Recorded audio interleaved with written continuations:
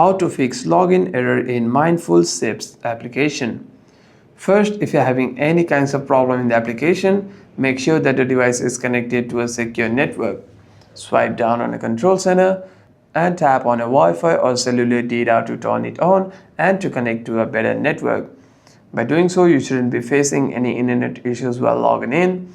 However, if you're still facing any other kinds of problem during login, you can simply go to your settings, tap on General and tap on iPhone Storage.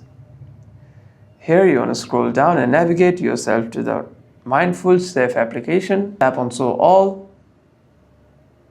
Here's the Mindful Safe application. Simply tap on it and tap on Offload App. Tap on Offload App again and simply reinstall the application. And what this does is it deletes the application whilst keeping its documents and data. And the next time you open the app, you shouldn't be facing any problems regarding your login. However, if you're still facing any other kinds of problem with the application, you can simply restart your device once and open the app again. Hope this video was helpful, and if you have any further questions, make sure to leave a comment down below.